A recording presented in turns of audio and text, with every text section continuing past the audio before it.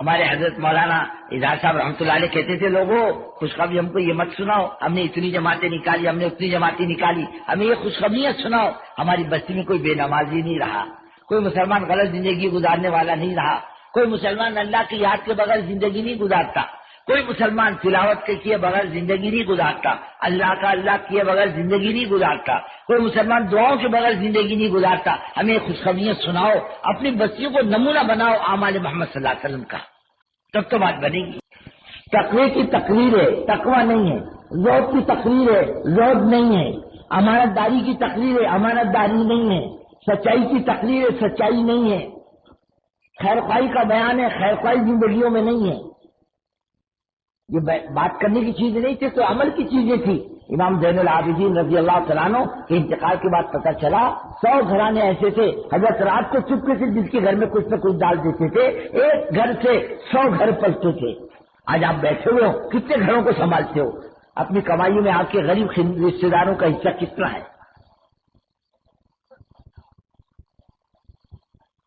عبداللہ ابن مبارک ہیں محدث، کہتے میں نے 4000 استادوں سے حدیث پڑھی۔ ایک دن ہارون رشید اپنی فوج کے ساتھ بغداد میں ٹھہرا ہوا اور بھگدڑ مچ گئی فوج میں۔ ہارون نے باغی سکاری دیکھ تو صحیح گڑبڑ کائی کی ہے، بغاوت تو نہیں ہو گئی، کسی نے حملہ تو نہیں کیا؟ اس نے سپاہی کو پکڑ کے کہا یہ کہاں جا رہا؟ ہاں کہنے لگا عبداللہ ابن مبارک تشریف لائے، ملاقات کے لیے جا رہا ہوں۔ یہ بادشاہ کہ وہ بادشاہ، اس کی فوج ہٹ جائے جس کی 2 کوڑی کی قیمت نہیں۔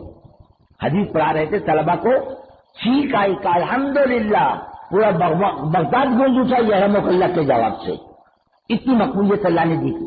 یہ آئے بصرہ حج کے لیے، کہا جہاز کو وقت ہے، چلو بصرہ اللہ والوں کی بستی ہے، چلو چکر کاٹ کے دیکھ لو۔ گئے، دیکھا کہ ایک عورت ادھر ادھر دیکھ رہی، دیکھا کوئی دیکھ نہیں رہا، 2 مری ہوئی بطخ پڑی تو اس نے اٹھا کر اپنی چادر میں چھپا لی اور چل پڑی۔ مجھے کو بڑا تعجب، یہ عورت مسلمان دکھتی، مری ہوئی بطخ اٹھا کے جا رہی، پیچھے پیچھے چل دیا۔ گھر میں جا کر اس نے کنڈی لگائی، میں نے کنڈی کھٹکھٹائی، کہا کون؟ ایک مسافر ہے، کیا کام ہے؟ ارے اللہ کی بندی مسلمان دکھتی، مری ہوئی بطخ اٹھا کے لائی، مردار کھائے گی؟ کہ جا اپنا کام کر مسافر، تجھے کیا کرنا ہے؟ ہم مردار کھائیں گے کہ حلال کھائیں گے؟ جا اپنا کام کر۔ کہ نہیں، تو کیوں اٹھا کے لائی بطخ؟ کہنے کہ مسافر میرا شوہر مر چکا، میں بیوہ عورت ہوئی، 4 بچیاں میرے گھر میں بیٹھی ہوئی ہیں جوان، کمانے والا کوئی نہیں، سرمایہ ختم ہو گیا، اب ہم 3 دن سے بھوکے ہیں، اب ہمارے لیے مردار زندگی بچانے کے لیے کھانا ضروری ہے، یہ میں نے بطخ مری ہوئی لائی، صاف ستھرا کر کے ہم کھا لیں گے، زندگی بچا لیں گے، کل کا اللہ مالک ہے۔ ہم نے پوری حج کی رقم نکال کے دے دی، یہ رکھو اسے، اب واپس تو نہیں جا سکتے، کیا کرنا ہے؟ بولے رہو حاجیوں کی آپ سورت بسرے میں رہو، 4 بچیاں میرے گھر میں بیٹھی ہوئی ہیں جوان، کمانے والا کوئی نہیں، سرمایہ ختم ہو گیا، اب ہم 3 دن سے بھوکے ہیں، اب ہمارے لیے مردار زندگی بچانے کے لیے کھانا ضروری ہے، یہ میں نے بطخ مری ہوئی لائی، صاف ستھرا کر کے ہم کھا لیں گے، زندگی بچا لیں گے، کل کا اللہ مالک ہے۔ ہم نے پوری حج کی رقم نکال کے دے دی، یہ رکھو اسے، اب واپس تو نہیں جا سکتے، کیا کرنا ہے؟ بولے رہو حاجیوں کی آپ سورت بسرے میں رہو، اب حجی کے قافلے واپس آ رہے، السلام علیکم حاجی صاحب، السلام علیکم حاجی صاحب، السلام علیکم۔ میں بولتا وعلیکم السلام، وعلیکم السلام، میں تو گیا نہیں، میں کہا کو نہ بولوں۔ ایک نے کہا حاجی صاحب مینا میں ملے تھے، ایک نے کہا حاجی صاحب عرفات میں ملے تھے، ایک نے کہا مکے میں ملے تھے، اب میں کیوں بولوں نہیں ملا تھا، میں گیا نہیں تو ہاں کیوں بولوں، چپ چاپ رہا۔ ایک آدمی آیا، عبداللہ بن مبارک کہاں ہے؟ بولے کیوں؟ ارے اللہ کے بندے تم کو ہوش ہے نہیں، تم نے مینا میں یا مزدلفہ میں یہ 10 اشرفیوں کی تھیلی دی تھی، ایسی کی ایسی رکھی ہوئی لے لو، سونے کی اشرفیاں تمہاری امانت ہے یہ، کہ میں نے دیا نہیں تو میں کیوں اسے لوں، لیکن لینا پڑا، میرا نام لکھا ہوا تھا اس پر۔ ہاتھ میں رسول اللہ صلی اللہ علیہ وسلم کو دیکھا، یوں فرما رہے تو نے میرے خاندان کی عزت رکھ لی، اللہ نے تیری عزت رکھ لی۔ وہ عورت میرے خاندان کی عورتیں تھی، اللہ نے تیری صورت کا فرشتہ مقرر کیا ہے، اس نے تیری طرف سے حج کیا، من عاملنا ربحا، ہم سے معاملہ کرنے والا گھاٹے میں نہیں رہتا، اللہ سے لینے کا ایک راستہ مخلوق کا بھی تھا، ہم نے چھوڑ دیا، ہم خود کما کما کر کے پریشان ہیں، ہم سکھی نہیں، ہم کیا دوسروں کو آرام پہنچائیں گے۔ ہمارا مزاج خیر خواہی کا نہیں رہا.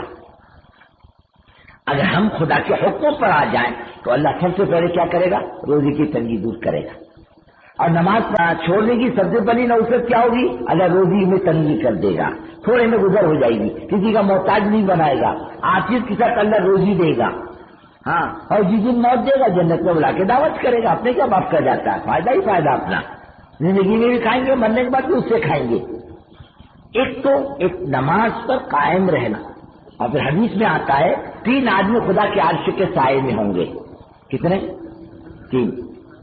ایک عبادت گزار جوان، ایک عادل بادشاہ، ایک نماز کی دعوت دینے والا. او بھائی صاحب، عبداللہ بھائی، عبد الرحمان بھائی، نماز پڑھا کرو، مسجد میں آیا کرو، خدا کے سامنے جھکا کرو. او بھائی صاحب، مرنا ہے، خدا کے پاس جانا ہے، کیا چیز کام آئے گی؟ یہی کام آئے گی، اس کی دعوت. اور جو آدمی نماز پر قائم رہتا ہے، نماز کی پابندی کرتا ہے، نماز کی فکر کرتا ہے، فرمایا کہ موت کے وقت فرشتہ جب آتا ہے نا روح نکالنے، سلام کرتا ہے. کیا کرے گا؟ سلام علیکم. مرنے والا کیا کہے؟ وعلیکم السلام. پھر کہتا ہے اللہ کا سلام بھی قبول کر. بندے کو سلام کس کا آ رہا؟ خالق اور مالک کا. نمازی کو آ رہا، بے نمازی کو نہیں. پھر اس کو مرنے والے کو کلمے کی تلقین کرتے ہیں ملک الموت، قل لا الہ الا اللہ محمد الرسول اللہ. شیطان کو دفع کرتے ہیں. مرنے والا کہتا ہے ارفق بھی، ذرا نرمی کا معاملہ کرو. تو ملک الموت کو کہتے ہیں انی بکل مؤمن رفیق، ہر ایمان والے کے لیے میں نرم ہوں. اور ایسی روح نکالتے جسم سے جیسے مسکے میں سے بال. یا ماں بچے کو دودھ پلائے اور بچہ دودھ پیتے پیتے سو جائے، جس محبت کے ساتھ ماں بچے کو جدا کرتی ہے، اس سے زیادہ محبت کے ساتھ ملک الموت مومن کی جسم سے روح کو نکالتے ہیں. اتنی عافیت کے ساتھ. ارے ہم تو فائدے میں ہیں، نقصان میں نہیں ہیں. ہم فائدے میں ہیں، زندگی میں بھی اور موت کے وقت بھی اور قبر میں بھی، آخرت میں بھی. ہمارا نماز اچھی نکلے گی نا، اللہ کسی عمل کی جانچ نہیں کرے گا. جان لو بندے کی نماز اچھی ہے، سب قبول کر لو چلو. اور نماز گڑبڑ نکلے گی تو زندگی کے اجڑنے پر اللہ آئے گا. اور حدیث میں آتا ہے جس کی اجڑنے پر خدا آ جائے اس کی بربادی میں کوئی شک نہیں.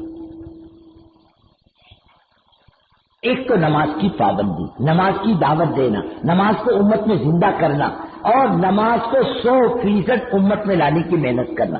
کرو گے نا؟ ہاں، کچھ عزائم لے کر جاؤ، کچھ زندگی کے بدلنے کے ارادے لے کر کے جاؤ.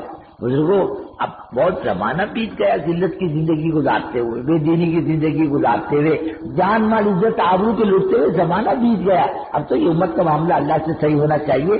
اللہ کو اپنے نبی کی امت پر پیار آ جائے اور اللہ اس کا بیڑا پار کر دے.